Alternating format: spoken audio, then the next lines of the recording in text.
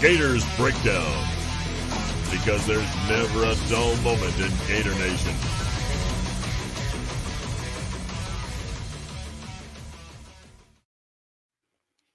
The Gators Breakdown podcast is ready to go. I'm your host, David Waters, and you can find me on Twitter at GatorDave_SEC. And joining me for this episode is co-host Will Miles. You can find him on Twitter at WillMilesSEC and his site readandreaction.com. Will had our end of the year Harmonic Woods tailgate party over the weekend at Mayor's house, and one last kind of hurrah for the 2019 season, getting ramped up for the 2020 season for the tailgate group.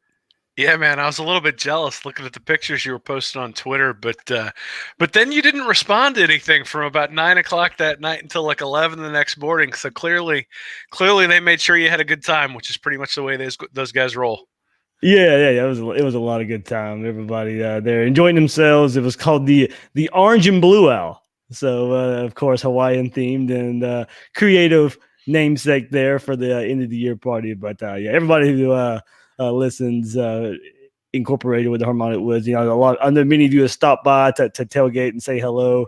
We'll do that again next year. Stop by, say hello there. But thanks for those guys who, I've been with that group for about 2 years now, and as they call it, it's a tailgating experience. And so nothing like it, and the party was no exception.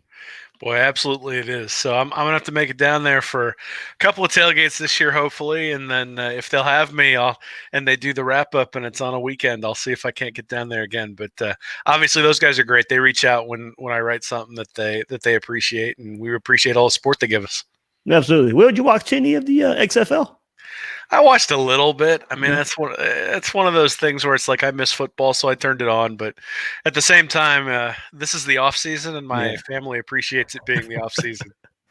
Yeah, it was funny. We were at the party, and we'd had it on in the background at the same time as the Florida basketball game, and could kind of just tell the Florida basketball game wasn't going to go the way that we want. So we weren't going to let that dampen spirits. So everybody just kind of went on, partied on while everything was on in the background.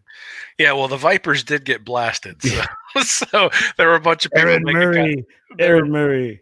There were a bunch of people making comments about that. And it is kind of fun when you can hate watch a Tampa Bay team with Aaron Murray as the quarterback. So, I think it was sort of the same thing with the previous league, with the Apollos in Orlando, and they got quite a bit of support. And obviously, because Spurrier was the coach, and that didn't the league didn't necessarily work out, but I think people appreciated having football around. I suspect the XFL is going to be the same thing, especially once they get into the playoffs and once they get to the point where there's like a championship run. I think there will be some people who'll get behind it, but it's just like any new league, right? It takes a while to figure out who's out there, who's playing, but it did look like a higher quality of football than some of the startup leagues that we've seen in the past.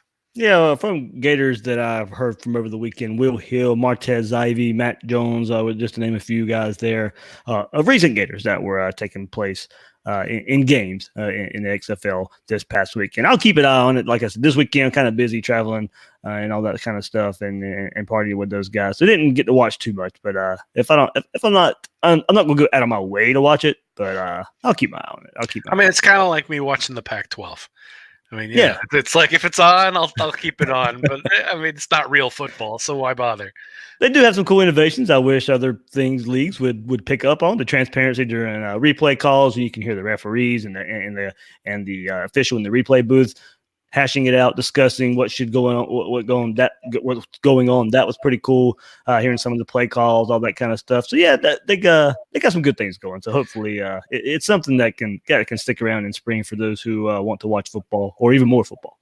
Yeah, well, that is one of the legacies of the original XFL is the camera that sits right behind the quarterback and gives us those views. And there were a few other things as well. So, I think you learn when you have an opportunity to be entrepreneurial and experiment. It's always a good thing. Sometimes you learn the hard way because people don't like it, but sometimes you bring some things to the fold that maybe a more conservative, established group wasn't wasn't willing to do. And, hopefully the XFL provides some of that and also provides some competition, because to be honest, it's a good thing for the NFL to have a development league. It's a good thing if there are guys who want to get paid and don't necessarily want to play for free in college, or at least for a scholarship in college. And, I think more football, the better, assuming that the quality is where it needs to be. There you go. Well, you hit on something, and we'll move on. I'm really wondering who's going to be that first high school, that first young college football player that's going to take that leap and say, hey, I want to go make some money.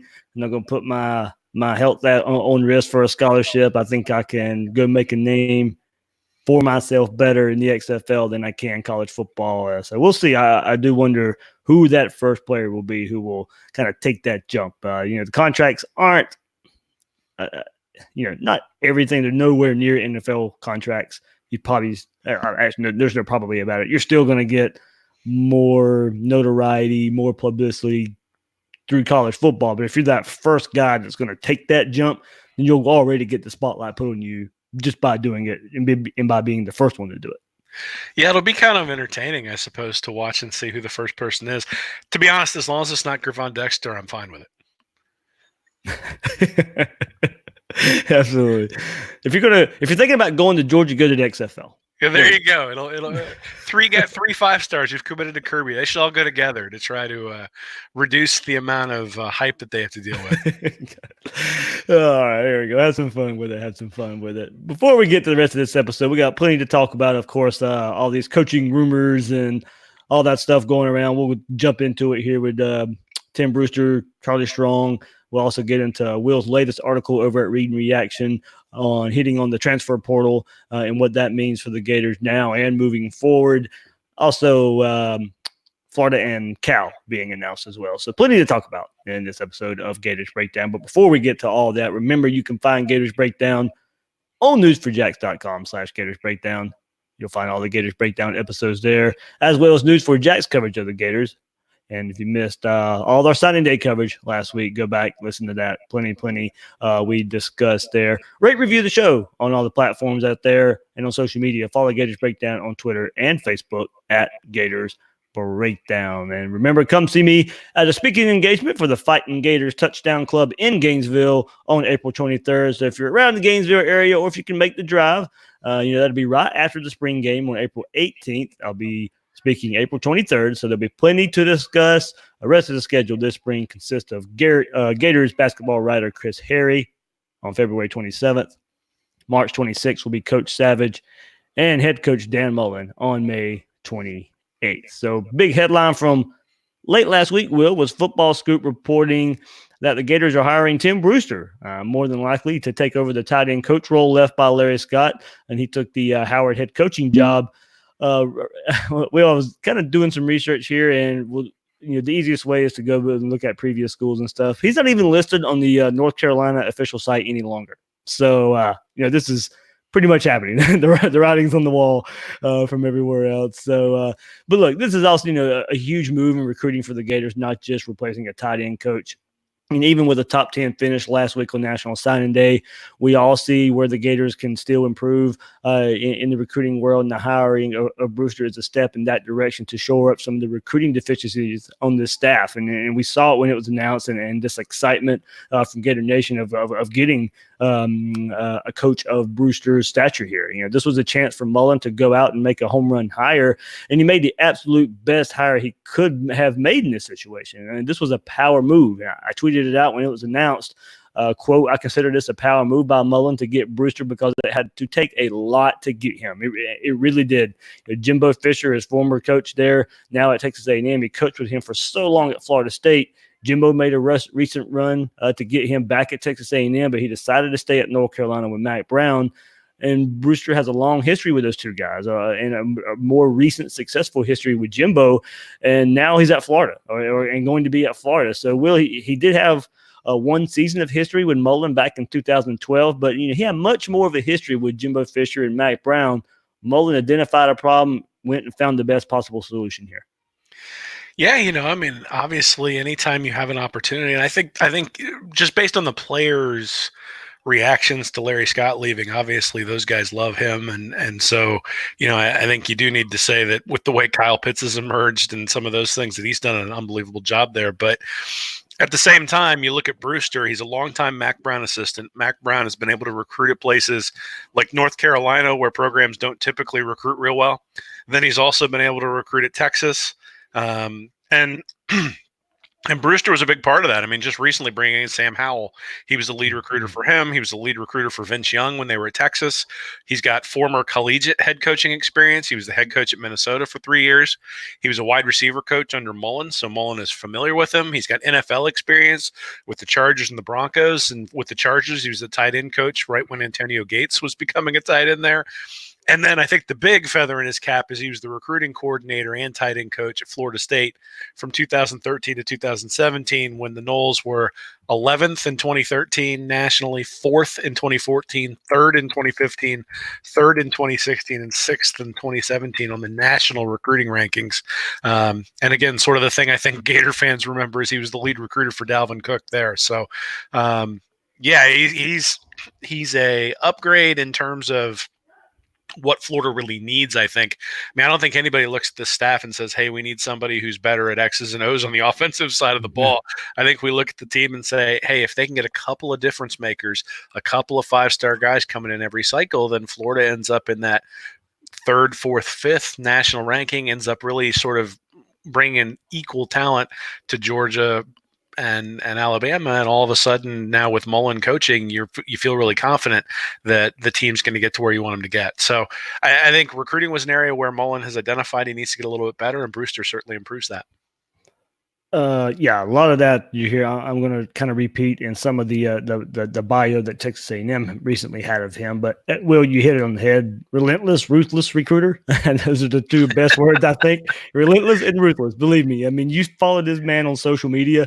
He is ruthless on the trail. He's ruthless with opposite fan bases. I remember being so ticked at him all the time when he was on Twitter during his time at FSU because he didn't care. He gave the opposing fan bases if you dished to him, he was going to dish it back. So it was with North Carolina this past season where he was instrumental. Also, you mentioned Sam Howell, but Clyde Pender in this most recent recruiting class, he was instrumental in getting him to stick with North Carolina over Florida this past cycle. And Brewster was at A&M the year before with Jimbo Fisher, as they both came over from Florida State. And following this comes from to his Texas A&M bio. As I said, North Carolina pretty much had cleared everything out Tim Brewster related on their website. So I found that kind of funny. But so, quote, an accomplished recruiter, Brewster helped build the Seminoles' top-ranked 2016 recruiting class, which featured 18 4- or 5-star rated players, as well as 13 Under Armour All-Americans and 4 U.S. Army All-Americans. Brewster helped the Seminoles recruiting class. Those recruiting classes rank in the top 10 of ESPN's Tim ranking all 5 years he was on FSU staff, including in the top 5 4 times. Brewster was named ACC's top recruiter by ESPN and made 24/7 Sports top 10 recruiters list, and was among Rivals' top 25 recruiters as well. Brewster was, big, as you said, Will, big in flipping Dalvin Cook from Florida to FSU back in their time. That's the headline there from my perspective. Everybody remembers that. Everybody remembers how excited we were when Dalvin Cook committed to Florida, and then watching him flip to FSU and put it on Florida his whole career at Florida State. And then look, You mentioned his coaching prowess as well. Not only is Florida getting a good recruiter here, they're getting a pretty good coach too. He made they said Florida State made the tight end an integral part of their offense during Brewster's time in Tallahassee. Everybody remembers Nick O'Leary, 2-time finalist for the John Mackey Award, which is given annually to the nation's top tight end. He won the award in 2014, as well as consensus All-American honors.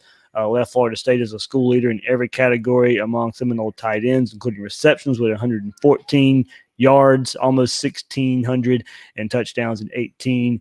That was with Brewster being his head coach. He joined Florida State's coaching staff in February 2013, following a stint in 2012 as wide receivers coach at Mississippi State under Dan Mullen, where he helped Bulldogs break several records as well. He was head coach of Minnesota Golden Gophers from 2007 to 2010.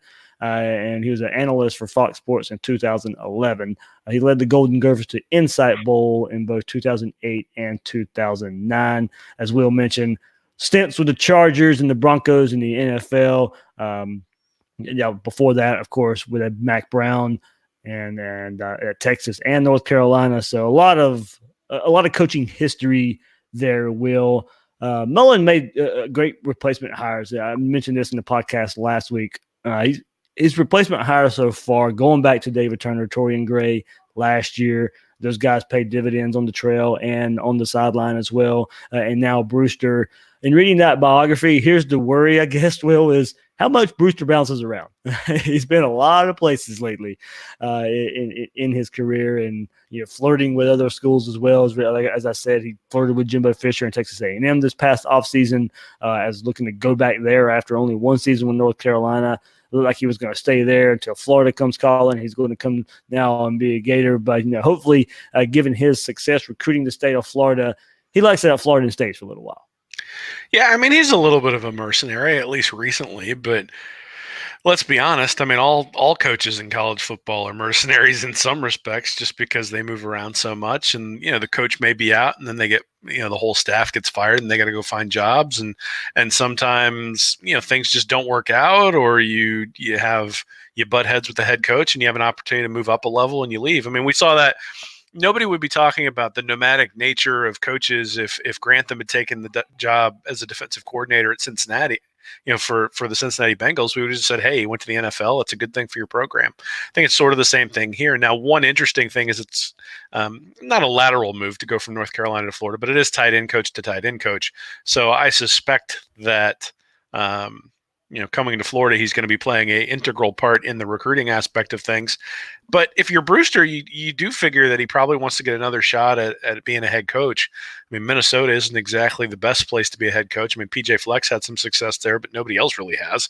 And, you figure he wants to get another shot, and just going back to Jimbo doesn't really give you that opportunity. Going to Mac Brown, where you've been before, doesn't really give you an opportunity to differentiate, to learn something different. And so you wonder whether this is maybe a 2 or 3 year stint for him, where he's going to learn some things that are a little bit different, and then maybe get another opportunity. And again, if Brewster's getting opportunities 2 or 3 years from now, that's a great thing, because it means he's bringing in high level recruits, and it means Florida's being successful. And so getting guys picked off your staff is a good problem to have, because it means you've got a successful program. Yeah, this is one Gator fans should be definitely happy with, especially given, I think, a lot of us think, the final step in making this thing elite is, shoring up just the deficiencies on the recruiting trail. And, this is the home run hire here that Dan Mullen could have made, went out and did it. And, hey, look, we'll see. Hopefully it paid dividends right away on the recruiting trail. And the fast start, as we kind of discussed last week, with 2021 class already, keeping that fast start going with a hire like Tim Brewster. Also last week, Will, many reports out there also saying Charlie Strong's joining the staff as a defensive analyst.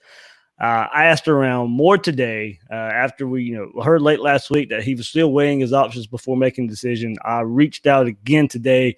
That is still the case. Charlie Strong has not agreed at all to be a part of Florida staff. Yet he's got the NFL options. He's already turned down different defensive coordinator jobs in college as well. So he's still weighing options. Nothing has happened there yet. That's not to say it won't happen. But as that's where it stands right now, Monday night, close to 9 p.m., still weighing some options there, not officially part of the Gators staff. But look, we don't have to go through Charlie's history at Florida, because it was about as good as you can get when he was defensive coordinator with Urban Meyer. That got him a job at Louisville right after that with great success, and eventually led him to getting the job at Texas. And that was kind of where it fell apart, Will. A complete train wreck there at Texas. Could never really get it going. 16-21 overall record. Gets fired in the last season. He goes and then 21-16 at USF before getting fired there. So, look, let me get this out of the way. I'd love for Strong to become an analyst this coming season with all the flirtation of Grantham and other jobs, maybe eventually becoming the defensive coordinator if we're getting the same Charlie Strong that was here previously. I think that's kind of where we have to I think that's where I'm kind of drawing the line there. If I know I'm getting 2008 Charlie Strong, then by all means, sign me up. But maybe I weighed too much what happened at Texas. I know there's some circumstances there that made it tough for Charlie to win there. But at a place with the resources and the recruiting base, much like Florida, he failed there. I would have at least wanted to see where he could control what he could control and still have a great defense in that scenario. He knows that side of the ball. And, I won't, give Will Muschamp a whole lot of kudos. But for the comparison there, even though, Charlie, yes, did beat him head-to-head 2012 season, but for as bad as the head coach Will Muschamp was, the side of the ball that he knew was still elite, and you knew it was going to be elite. He was recruiting that side of the ball to be elite, and no matter how bad that offense was, the defense was elite under Will Muschamp. Left 2 elite defenses after he left as well. So, Florida was going to have some great defenses under Will Muschamp. Everything went bad for Charlie at Texas, and to me, it's raised the question, and it's raised the question out there a lot on Twitter and message boards out there too. Has the game passed him by? I don't know the answer to that. But I do know, 2014, his first year as a head coach there, 31st ranked in giving up 23.8 points per game. 2015 fell all the way to 83rd in the country, giving up 30.3 points per game. And then in his final season as the Longhorns head coach, the defense still ranked 80th in the country, giving up 31.5 points per game. I mean, that's his side of the ball, and just completely fell apart. In USF, the last 3 years, they ranked 41st, 97th, and 75th in points per game given up on defense. So not a lot of recent success for Charlie Strong. Every situation is different. Doesn't mean he wouldn't have success as a good defensive coordinator. Maybe it was just too much being a head coach, not being able to solely concentrate on defense. I just caution the thought that we'd be getting 2008 Charlie Strong if he's eventually defensive coordinator again. As an analyst, it's a home run hire. Maybe just needs a rest, take a year off, learn and mesh with Todd Grantham, trade some secrets both of them can do. About as nice of a guy as one can be, holds a lot of accountability on and off the field for players. But I just kind of want to look at this from all angles, Will, because his name comes up a lot, of course, with his success at Florida under Urban Meyer. Anytime there's the thought of Todd Grantham going to take a job, especially this past offseason when Charlie Strong got fired, it was, let's go get Charlie Strong as defensive coordinator. And just going and looking at recent history, to me, there's some caution there. I mean, I guess nobody thought Strong was really a poor hire when he was dominating at Louisville, and it turns out having Teddy Bridgewater is a pretty good elixir for things that maybe aren't necessarily perfect on the defensive side of the ball. I mean, the comment you made about specifically that running a program is different than running a side of the a side of the offense or side of the defense. And Mullen is one of the few guys who is able to be the head coach and also be the offensive coordinator. And it's not necessarily an easy thing to do. And so you do wonder, when you start splitting your attention, does that stuff start to suffer? I think one of the things you look at for when he was at Texas is that the recruiting didn't suffer. Texas was still a very good recruiting program when he was there. And then when you look at the 2006, 2007, 2008 seasons, he was the second best recruiter on that Urban Meyer staff behind Stan Drayton. He brought in 12 blue chip guys over those 3 years where he was the primary recruiter. So again, if you're looking at areas where Mullen may want to sort of shore up his staff, and even bringing in somebody as an analyst doesn't necessarily put them out on the recruiting trail, but it does sort of grease the wheels to bring somebody on full time if you're going to bring them on. But I think what you said is probably most accurate, that you sit there and you say, okay, a year to sort of take a deep breath, to participate, to sort of get your sea legs under you again and realize that the last 6 years don't define you, getting back to the types of things that you did in 2008 and even in Louisville through 2013. And probably learn some things from his failures at Texas and USF too. I think that's one thing that we tend to underestimate, is that if a guy can change based on the failure he's experienced, then he's going to be better off. It's only when the guy keeps trying to do the same thing over and over and over again that it becomes a problem. And so that's really what you'll need to gauge is he willing to change as he gets new evidence and gets new data. And certainly I think having the challenge of somebody like Mullen and also Grantham there as well is going to be a good thing for him if he does end up at Florida. Yeah, so definitely worth keeping an eye on there. We'll see. Like I said, we may may get an answer this week. I think we'll get some answers on some of these hires this week anyway. We saw all the change that went on in South Carolina and Tennessee today, and them making changes and analyst hires and all that. And we'll kind of see there. Some other names floating around out there, of course, for analysts and coaching hires as well. Of course, Kerwin Bell's name's floating around out there too. Nothing official with that one. Still, I've heard it's not going to happen. Heard it is going to happen, but the latest I have heard is not going to happen.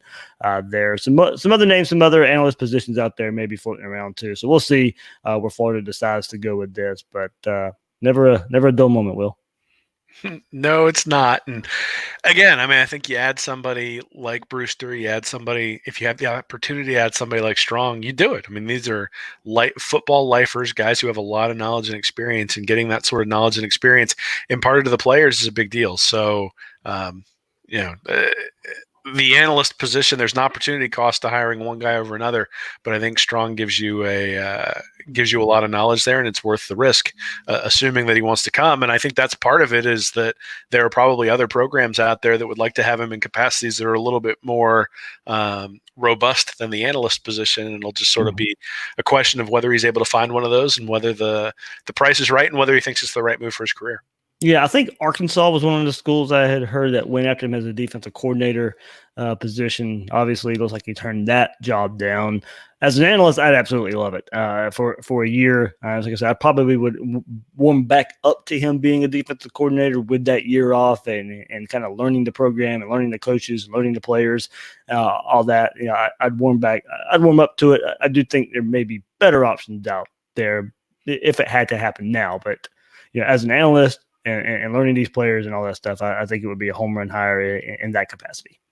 Yeah, well, it doesn't have to happen now, right? We still have third and Grantham for one more year, and we'll. I'm sure there will be calls. That is the one thing. There you go. Yeah, go ahead. That is the one thing that maybe Florida needs to take into account, is that there's a segment of the Florida fan base that remembers Charlie Strong extraordinarily fondly. Yep. And when you bring in somebody like that, and if the defensive coordinator struggles, then it starts to get some noise in the program, and who are the defensive guys listening to, and those sorts of things. And you always got to be careful when you do that, right? I mean, we saw that a little bit with Georgia and Fromm and Fields. I don't think there's any doubt that having Fields in there, impacted Fromm in some capacity. And then obviously Fields leaves and you got a giant hole. Sort of the same thing, a little bit different, but you bring in a guy who's beloved as a defensive coordinator at Florida. The first time there's a game where somebody goes 7 for 9 on third down, you're certainly going to hear the noise, or at least we will. And so you're going to have to deal with that. And that is one, really the only downside to having Charlie Strong join the team. I'm going to make a joke. Grantham calls plays on first and second down. Charlie calls plays on third down. We could have used that a few years ago when Nussmeyer was the offensive coordinator. Should have had Nuss call first and second down, and then we could have had McElwain called on third. Maybe they would have been like. We'd been better off if I was calling plays on third down when that was happening. You got a lot of confidence in yourself, buddy. With Doug Nussmeyer, yes, I do. But hey, here's the thing. Also, a lot of people are looking at this move as in, hey, look, it's probably just a matter of if not when Todd Grantham gets a job somewhere else, whether that be a defensive coordinator job in the NFL or if it's a head coaching job in college. And this is just a way to get Charlie in here, as I said, familiar with the program, familiar with the players, get back in touch with Mullen, learn, as I said, him and Grantham, I think, can share some things. They're both great defensive minds, and maybe it's just a way of working him in here to eventually take over the job. Sure. I mean, Grantham hasn't made it a secret that he's looking for a head coaching position. And, he was tied with the Mississippi State job for a little while. Obviously, he was tied with the job with the Bengals last year. So I suspect that if the right opportunity pops up and if he continues to have success, he's going to get a shot. And, I mean, heck, if he does a good enough job next year that he gets a shot at a head coaching job, then great. Mm-hmm. And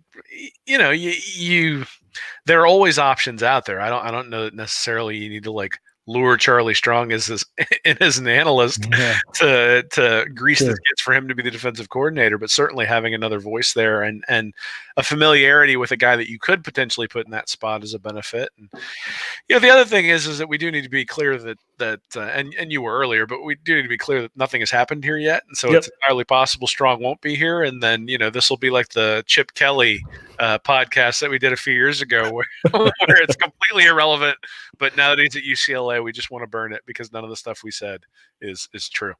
So. No, it was just.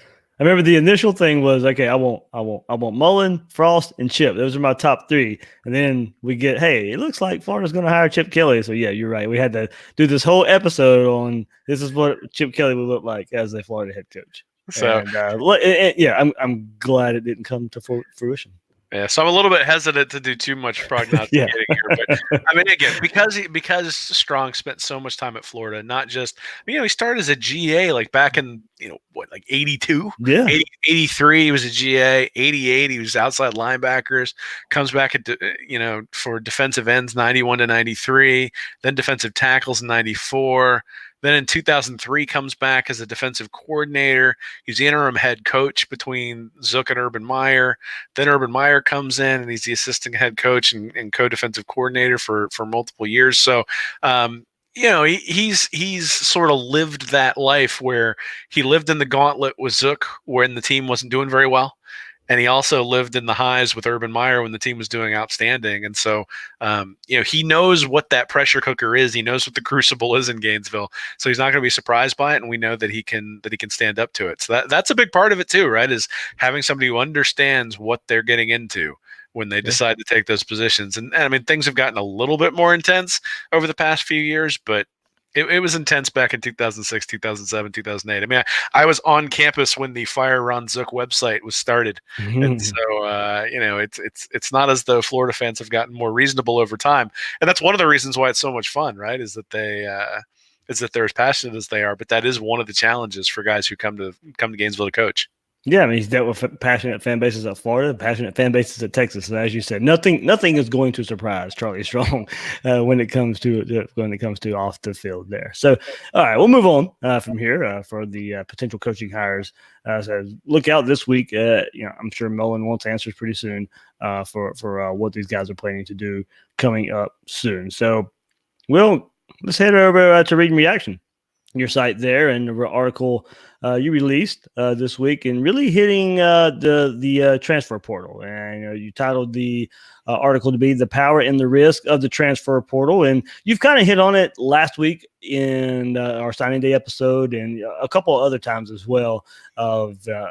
We know the positives of the transfer portal, but there are some risks there that is taken, and after departures and adding in signees and transfers, you bring up, quote, and it's the first thing we want to hit on here in bringing up your article, quote, "The Gators aren't too far from being at an elite talent level." No, not at all. I mean, you start looking at the 24/7 roster rankings where they take number 5 stars, number 4 stars, number 3 stars, and add up basically a point total for the guys who are actually going to be on the roster. And Florida's probably going to end up somewhere in the 7 to 8 range next year, I would guess, based on sort of where they'll be and where other teams have been historically. And there's going to be a little bit more attrition from Florida's roster, I'm sure. So maybe that's kind of why I'm thinking they'll be 7th or 8th. But, they're bringing in four 5-star guys with Brenton Cox. Then you got Gravon Dexter, and then you got Shorter, and you've got Lingard. And if those guys can all play, then all of a sudden you've had a significant jump in talent. But beyond that, we talked last week for the signing day episode that they're bringing in 17 4-star guys too. So they're adding 17 4-stars and 6 3-stars to the roster. The blue chip ratio is going way, way up for Florida's overall roster talent. Now it's a little bit front loaded because there's 28 guys coming in this class, and they've had less coming in the last 2, and they've had some attrition from the 18 and 19 classes. But at the end of the day, Florida is going to have a talent ranking that's very similar to a team like Oklahoma or a team like Notre Dame or a team like Auburn, and maybe even a little bit in front of those teams. And so they've been sort of in the 14th or 15th range the 2 years under Mullen thus far. And obviously they finished in the top 7 or top 6 of the AP poll both years.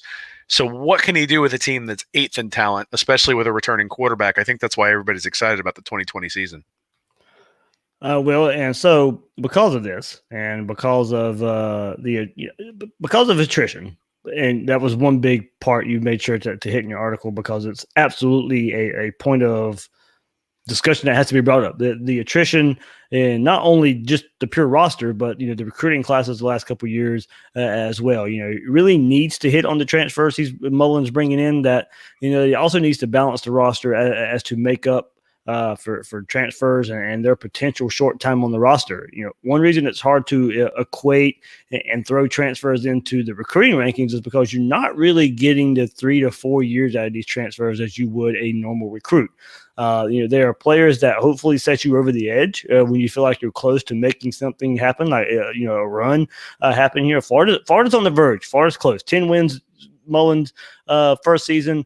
11 wins. Transfer is a big part of that in these first 2 years there but a 5-star recruit is worth more than a 5-star transfer, just because of the amount of time you could potentially use them. So, but don't get me wrong. There's nowhere that there's no one out there that has used the portal better than Mullen so far in making up for roster deficiencies that were left to him as well. Hopefully he doesn't have to continue to chase his tail there. Well, I think that's kind of the point of the article, is that you look at guys like Grenard who were brought in. I mean, obviously you can't make without his 10 sacks and 16 tackles for loss. It's a completely different season, a completely different defense. You look at the 2020 season, each of the guys that he's bringing in plug a hole. So Cox plugs the hole left by Grenard. Lingard makes up for Florida missing on 5-star running backs this past recruiting cycle. And then Shorter and Jordan Pouncey, the other wide receiver transfer, really start to mitigate the departures of the wide receivers. So Jefferson, Tyree Cleveland, Josh Hammond, and Freddie Swain. So they're helping with those guys. But the point you make, I think, is the thing that we need to watch for in the next year. So because of all the transfers that have been brought in, Florida's used essentially, I think they are only using 24 of their initial counters for the 2020 class. And what happens is you get 25 each class, but then you can count back from the early enrollees. So because of some of the guys who were non-qualifiers last year, they had a lot of guys who, as early enrollees in the 2020 class, could be counted back, which is why they were thinking they were going to get 29 guys this class. So you look at this and say, okay, they use 24 initial counters, which means they can only sign 26 guys next year, which means that if they're going to have to plug holes with transfers, let's say they bring in 3 or 4 more transfers next year. Well, that means you can only sign 22 guys on the actual, for the actual 2021 recruiting class. And you just can't do that sustainably over time. And the biggest thing is, so you bring in a guy like Cox. Cox comes in, he plays lights out this year, and he used one of those counters in 2019. He plays lights out, and then you have to replace him the next year with a recruit. Well, that means you've used 2 counters over a 3-year period for him. Or let's say Lingard comes in, plays lights out this year, and then leaves for the NFL after 1 year. Well, then you used a counter for him in 2020, and you used a counter for him in 2021. So you've used 2 roster spots essentially for one position, for those 2 different recruits. And this is something our old pal Bill Sykes has been in my ear about this a lot over the last couple of months, just talking about the idea that you got to be really careful when you're managing your roster this way. And people have, a lot of fans have said, that the transfer portal is making up for deficiencies in recruiting. And in some capacity, that is true. But you got to be careful, because what it means is that your depth is going to suffer because you're having to use 2 of those counters for essentially one position over a couple of year period, rather than if you brought in high school guys, even if they stay for 3 years, even if they go into the transfer portal, all those sorts of things, it gives you more time to sort of build depth and manage your roster. So the big thing is that there's obviously a reward with bringing in these 5-star guys. But there's also the risk, and the risk is that this is a high variance strategy, right? That it could turn out really, really, really well, because these guys could all be lights out and Florida could have an unbelievable season in 2020. But if they all leave, specifically with the way the roster's constructed, there's going to be a lot of seniors leaving after next year, and there's going to be quite a bit of turnover, I would expect. And so then do you have the depth to combat that? And typically this 3rd year is when you see that sort of and it's a natural thing in most coaching hires, where in the third year he's going to have some issues because the guy who was on his way out maybe didn't recruit quite as well as he should have when people kind of knew he was on the hot seat, and then he comes in and has a transition recruiting class which is a little bit weaker, and it takes a little while to ramp things up, and in that third year you see a dip. Well, I think Mullen's probably going to stave off the dip by having some of these 5-star transfers come in. The question is going to be, does that mean that the dip comes in year 4 or year 5? Because at some point you got to pay the bill for the fact that you're bringing in these guys and they're not guys who are in your program for 3 or 4 years. Yeah, and hopefully just going back to last week, hopefully this. I mean, look, I know there were transfers in this class as well, but even without the transfers, not counting those guys, this was a good base. This pure recruiting class of last week of pure high school recruits was a good starting point. Now you can't have what happened last year, and by spring, Jalen Jones and Chris Steele's gone, and 2 of your higher ranked recruits, so one being a quarterback, one your highest ranked recruit overall in a class. Those the class that's got signed last Wednesday all need to be on campus in the fall. Yeah, well, and that was one of Mullen's hallmarks at Mississippi State, is he really sort of was able to keep those recruiting classes together, and he hasn't been able to do that at Florida yet. Doesn't mean he won't be able to. It just means he hasn't yet. So, the attrition in that first class is typically is something that's pretty typical. But again, you had Justin Watkins being dismissed from the team before he ever had an opportunity to play, and then in this last one, like you mentioned, Jalen Jones, who's dismissed, and then you've got Huggins, who's dismissed. So there have been some a mutual decision to part ways, I guess is the way to put it. But, let's be honest. So I think from the standpoint of just making sure that none of that stuff happens with this particular class, yeah, that's important.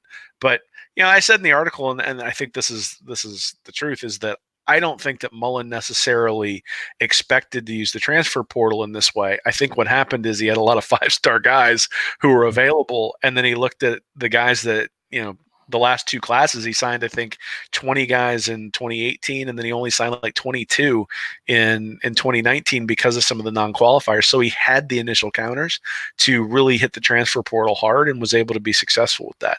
It's just not something that you want to do long term. So if you see him still taking 2 or 3 transfers, if we're still talking about plugging holes 2 or 3 years from now, then I think it's a concern. You don't want to build your program. You don't want to supplement recruiting that is good but not elite with transfers continuously. I think what he's done is he's supplemented recruiting that's good but not elite now. And the question then is, are the hirings of Brewster and potentially Charlie Strong and maybe some other guys that they may bring in at some point, is that going to help them come into the elite of the elite recruiting? Because the reality is you don't need a bunch of transfers to come in if you're recruiting at the level of Alabama or Georgia or LSU. You just plug in the next guy and you don't necessarily worry about the transfer unless it's somebody who's transformative, right? I mean, obviously Burrow was an important transfer for LSU and Justin Fields was an important transfer for Ohio State. And those are teams that are stocked with talent and up at the top every time. So it's not that you'd never take a transfer. It's just, you could be more selective if you're up at the top of the rankings. Yeah, I mean, and the Justin Fields transfer ended up hurting Georgia, where they had to go out and get a Wake Forest quarterback to be their savior for this coming year. They're banking on that. So, yeah, and look, I think the transfers Mullen's taken so far have been absolutely needed, and that's exactly the way it needed to go. But as you said, Will, the long-term solution, I liken it to if you listen to some NFL talk, and I hate to compare NFL and college, but you've always heard the old adage of building a team. Build a team through the draft, not through free agency. And that's kind of the same way of looking at this as well. The better teams, you look at the Patriots and what they did and how they kind of built their foundation for their team. It was through the draft, and that's how they were able to basically stack Super Bowls upon Super Bowls and all that. It's teams with success. You built through the draft, built through recruiting, and not have to worry about incoming guys later on. Yeah, I mean, the example I used in the article is that you buy furniture on credit or 12 months, same as cash, and then at the 12-month mark, when you don't have the money, you go out and you get a credit card and you put that on a no interest credit card, and then you buy yourself some time there. But eventually, the bill comes due, and the real solution is you have to make enough money to pay the bill, and that's really all we're saying, is that these transfers are prolonging the ability of Florida to, and that's the other thing, is Florida's recruiting is getting better from from 18 to 19 to 20, the talent has improved dramatically, especially over the McElwain era. So it's not as though Florida is recruiting poorly. It's just that they're not recruiting at the level of Alabama, Georgia, LSU, and Clemson. And that's where we want to go. Obviously, I mean, I think there was the map after signing day that showed the state of Florida was owned by Clemson, and that can't happen, right? I mean, the state of Florida needs to be a place where at least a Florida team wins the state, but you'd obviously hope that it would be the Gators who would win the state. So there's still some work to be done there. I think Mullen knows that. I don't think he's stupid. I think he knows how to manage his roster and how to construct it. But there's been a lot of talk that I've seen on Twitter about using the transfer portal as the new way to recruit. That this is the Mullen playing chess instead of checkers. And in some respects that's true, but I do think it's just something you got to be careful about because it is higher variance. Because if a guy you bring in blows out his knee. And that happens with a guy who's a high school recruit too. But if the guy that you're counting on to plug a hole blows out his knee, it's a lot more serious than the guy who came in and you have a couple of years to develop him, and you're expecting him to contribute as a sophomore, junior, and a senior, as opposed to these transfers who have to contribute right away to be worth the counter that you're using on them. Absolutely, yep, that's the way I look at it. And as we said, so far Mullen's been able to hit on it pretty well there. So something to definitely still be excited for.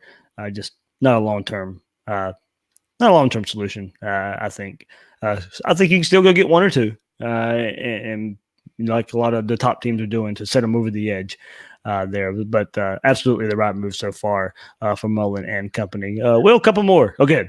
Well, I was just going to say I'm absolutely not anti-transfer because as anybody knows, I was calling for them to bring in Burrow.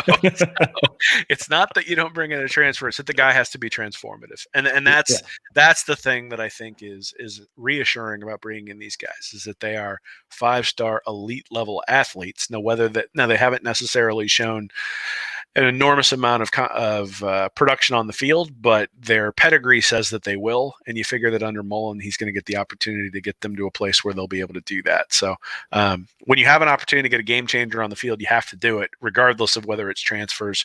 But if they start bringing in a bunch of 3-star transfers to plug holes, we got to get a little bit worried.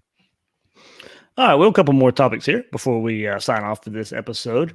And I put it on I think it was late Friday. I got the email from the University of Florida, and pretty cool here to see Florida announced sophomore defensive back Tyree Elam is Florida's representative in meetings with the Southeastern Conference Football Leadership Council, convening in Birmingham, Alabama this past weekend. The Football Leadership Council was one of 3 components of the SEC Student Athlete Leadership Council.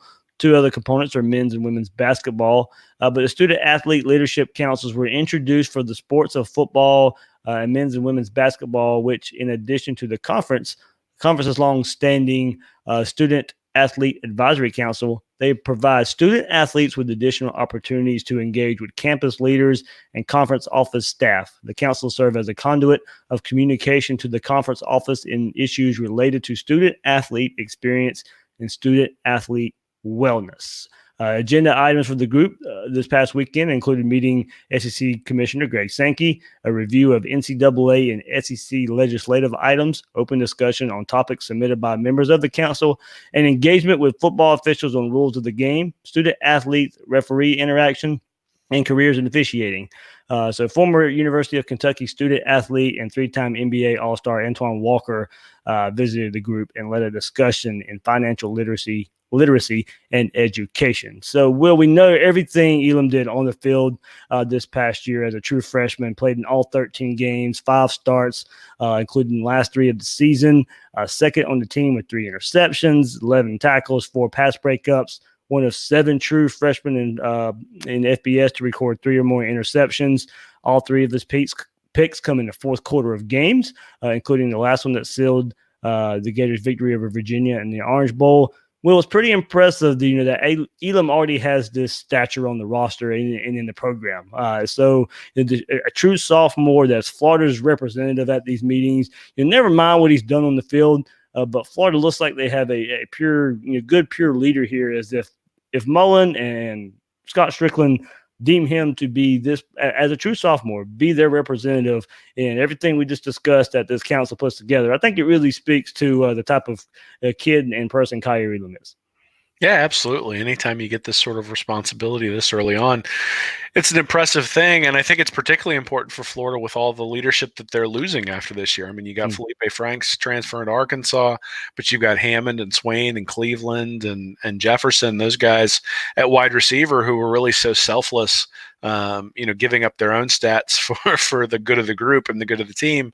And if Elam is part of being able to continue that, then that's a big thing for the Gators, because that is one thing I think that will be a concern as we talk through the off season, is where's the leadership going to come from? Because it was clearly the wide receivers and Franks who provided a lot of that leadership, and that doesn't mean that Trask didn't provide it, and it doesn't mean and then P Ryan I guess was one of the other ones, but it doesn't mean that Trask can't provide it. It doesn't mean that it won't come from Trevon Grimes or maybe even Tyree Elam. It just means there's going to have to be different guys, different voices in the locker room, and so it's a good sign to see that one of those voices in the locker room at such a young age is getting an opportunity to represent his team in such a high profile way with the SEC. Well, when I tweeted that, I had no idea it would blow up like it did on Twitter, and it's just funny. I was just checking it to see if I could go back and see how many likes it got, and lo and behold, it was one of the last like tweets still. And I posted it on Friday, and it recently still got liked here on Monday night, 3 days ago. It's got 610 likes there, so I think Gator Nation really took a little bit of pride here in Tyree Elam and his being such a young player, a young kid, and already leading the Gators there in such a, I think an important honor of being able to represent his team, his university there, and figuring out a lot of the issues and things that they can talk about there with the SEC office and officials there to make a better relationship between student athlete officials, SEC officials, school, the conference itself, and all those things come together. Yeah, well, it's important with all of the discussion and the legislation actually that's coming out about capping coaches' salaries and making sure that players can make money off of their license or off their likenesses and those sorts of things. There's going to be some changes going on in college football over the next 5 or 10 years. And in order for college football to survive, they're going to have buy-in from the players. And that's one of the things that I think is important, is that they're hearing the concerns of those guys and hearing sort of what they go through. I mean, anybody who's ever spent any time with a football player while they've been in college understands that those guys aren't real students, that they've got responsibilities. It's essentially a job. And, so it's a good thing they're giving those guys representation. It's a good thing that they're talking to them about financial literacy. And Antoine Walker may even be the perfect guy to do that, because he struggled so much with it when he was in the NBA, and so can really speak to it from a perspective of learning from sort of learn from my scars type of discussion. And so you see that a lot with young guys who get a lot of money very quickly. And the only downside to this is that, as good as Elam has been, and with the leadership that he's showing, I suspect he's only got 2 more years. Yeah. And let's not forget, this is basically, I mean, you still could consider him a true freshman at this point. The season just got over with there. So, but when the season rolls around, be a sophomore there. So a lot of good coming from that. And lastly, here we go. Gators will officially meet the Cal Golden Bears. And look, we got a little bit of time for this one, though. 6 more years down the road, but officially announced. We've kind of known about this for a little while, but we'll meet the Cal Golden Bears in 2026 in Gainesville, in 2027, all the way to Berkeley there. So Cal's visit to Gainesville will come on September 19th, 2026, with the Gators' return trip to Cal on September 4th, 2027. So our early season matchups there. Well, we know, FSU's a given every season, but I hope Gator fans have their frequent flyer miles ready to go in the coming years, because the Gators in their non-conference schedule, not so far, right? In that USF in 2021 and 23, but then you got Utah in 2022 and 2023, Miami, so you get to save some flyer miles there, 2024 to 2025. Then Cal in 26 and 27, Arizona State in 28 and 31, and Colorado 28 and 29, and Texas in 30-31. Now, all that over the next dozen years or so. So in the meantime, most of us have watched Gator football, and we haven't got to see games like this following Florida football. It was at the Harmonic Woods party this past week, and I was in Mayer's, Robin Martin's his Gator room all decked out. And there's a section where he has a couple of pictures, and you actually saw some of these, Will. He sent them to you. There was a couple of pictures there of Florida playing and beating USC in the Swamp in 1982. And so how cool must it have been to see Florida and the Trojans matched up in the Swamp, and then Florida traveling to LA the next season and tie the Trojans in a game. These programs, except Texas, don't have the history.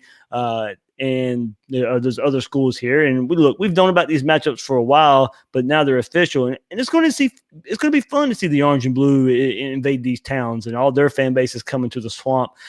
If I had to rank them based on the games themselves, just the football side of it, top three, probably Texas, Utah, Miami, with the way it stands right now. If I'm basing it on destination, I think a lot of fans are looking at it in that as well. I think that one's a little tougher here, but I'd probably go Utah, Colorado, just to kind of see some different scenery, the mountains surrounding there, and probably Miami again, just because Miami's fun to hang out in. I don't know, man. Tempe's pretty nice, depending upon the time of year. Now, if you have to go out there in like September, I'm not sure that's necessary. It probably will be. But I think obviously one of the challenges with bowl games is that you sort of see the same opponents over and over and over again. I know this year, if Florida had played Michigan, we might have had like 3 people watching just because nobody wanted to see the Gators play Michigan again. And some diversity is good when it comes to understanding where your program stands and from recruiting. I mean, we've talked a lot about going out to the West Coast. If you're playing out there, all of a sudden it makes the recruiting maybe a little bit more nationwide because, a kid from California who's going to get to play out in Utah and then Berkeley and then Arizona in his 3 or 4 years at Florida maybe takes another look at the Gators just because, hey, I'm going to get out west and have an opportunity. So, I mean, I think obviously Texas is a big one, but Colorado's a cool place. Anybody who's ever been to Boulder, that's a cool place, and looks Ralphie. You can see Ralphie. It looks like a cool stadium to catch a game, and certainly there's some things that are legal in Colorado that fans might be interested in. Out of Berkeley, you got the same thing, man. So I think at the end of the day, I think it's a good thing to play. It's a good thing to test yourself. It's a good thing to sort of get out of the criticism that Florida's had over really the past decade or 2 decades of just never playing non-conference opponents outside of the state of Florida or outside of the Southeast. And I think this gives you an opportunity to really set yourself up. And is one of the questions about the 2020 season actually is that the non-conference schedule is so bad coming up that Florida is the question will be is if Florida slips up, particularly against LSU or Georgia, but let's say still wins the SEC or something, there's going to be some harping about the quality of the schedule compared to some of the other teams that are out there, particularly with the Pac-12 playing 9 conference games. So it's a good thing to strengthen your schedule. Strickland, I think, has heard the noise loud and clear that that the fans aren't necessarily interested in just going to cupcake after cupcake after cupcake. And they make more money off of TV than they do at the gate anyway. And so these are going to be made for TV matchups. And hey, I'm looking forward to it. I mean, especially if I don't think anybody would argue that starting the game this year with Miami was a heck of a lot more fun than starting the year with Charleston Southern. And I know it was on this podcast. Yeah, well, absolutely. But I think fans felt that way, right? You knew where you stood. And obviously, if you'd have lost that game, the 2017 game against Michigan was sort of a deflating loss. And I'm sure Miami felt that this year when they lost to Florida. But winning that game sort of springboards you into feeling like it could be a special season and gets everybody amped up. So I think you have the opportunity to do that. And Florida's going to have an opportunity to do that basically every year from 2021 on, and so it's exciting to see that. Well, you mentioned something we haven't really mentioned it here on this podcast. You mentioned TV money meaning more than the gate money and all that, and that's kind of that'll finish up our conversation on the upcoming opponents in the next 12 years or so. But we never really hit on the report that's been out there now for at least a month or so of CBS basically re-upping with the SEC, and the SEC now being pretty much owned by, not really owned, but the TV rights being owned by ESPN, ABC. We'll have to say goodbye to the CBS theme song. I think that's the part mostly everybody's mad about. They won't get to hear that theme song anymore. That is a CBS song, not an SEC song. So CBS will keep that if they decide to stay in the college football world. But we'll see. I mean, SEC Network's already ESPN, ABC branded entity anyway up in Charlotte, in the same building as ESPNU. So there's already so much marrying and loving of the SEC and ESPN altogether. But now it's going to get ramped up even more, where you won't be able to watch an SEC game that's not branded by ESPN, ABC. So we'll see. Of course, that CBS game at 3:30 was made so popular in the 90s and the 2000s, and all the Florida Georgia game always 3:30 every year, and then LSU Auburn or LSU Alabama night games, and the LSU Florida night games that we remember during the Tebow years or basically the Urban Meyer years there. And a lot of people don't necessarily care for Gary Danielson and his analysis. I don't mind him so much, but I get the ire there. But the years of CBS and Vern Lundquist calling the games and all that, we'll have to. Looks like in the coming years have to say goodbye to that. But it is interesting. You mentioned all the TV dollars there, and looks like in a couple of years we'll have to say goodbye to the SEC and CBS. Yeah, I mean, I've already missed Vern since he's not on anymore. I mean, it's hard to really get into an SEC game without him butchering somebody's name along the way or not knowing what yard line they're on. I mean, that was always sort of fun. I think Danielson. I mean, whatever. It's fine. Like I just hit mute when I don't want to listen to it, and so it's. I don't necessarily, but the theme song is something that when that theme song comes on, I just remember Peyton Manning not being able to beat Florida at 3:30. I mean, I was a kid in Indianapolis watching those games because I hadn't moved down to Florida yet, and still you're sitting there and it's just those games where it was raining in Knoxville and raining in Gainesville back to back, where Florida's coming back with something like 45 straight points or something in one of those games. Those are sort of the things that you remember and sort of your indelible image of the two programs and Spurrier's fun and gun and that sort of stuff. So, I mean, at the time as an outsider looking in, that's sort of the indelible image that I have. And really sort of, I mean, my dad went to Indiana, so he had a lot of inferiority complexes, but the inferiority complex there was sort of Ohio State was the big bully. But, you do at the time, Ohio State couldn't compete with the SEC even back then. And that's sort of proven out over the next 3 decades. So, it's sort of a changing the guard. It's one of those things where I think everybody sort of presumed that ESPN was going to be able to. I mean, the SEC network sort of set the stage for them to take this over, and really that it's a more valuable entity for ESPN than it is for CBS. And so, it's a change. Change isn't always good. Sometimes it's uncomfortable, but as long as the Gators are on, I'll be watching. So ESPN is going to get what they want. And the good thing is the SEC schools will get a lot more money dealing with this, because CBS was getting away with a cheapo contract that the conference and hey, look, CBS, I don't blame them whatsoever. It was the contract the SEC signed, and they had to live up to their billing of it. But the SEC in just a couple of years will be raking in. Like I said, I just brought this up. I'd have to go back and look at the official number of what they think will happen, what the deal will be. But SEC schools will be getting a whole lot more money coming up in the next couple of years. Well, this is good. I won't have to create another fake email so that I can get a trial of the CBS app when I'm on the road for the one game of the year when I'm not at home and I can't watch it and they won't let me stream it from my cable box. So that was definitely one that caught me off guard when Florida was playing Auburn this year and I couldn't get it on.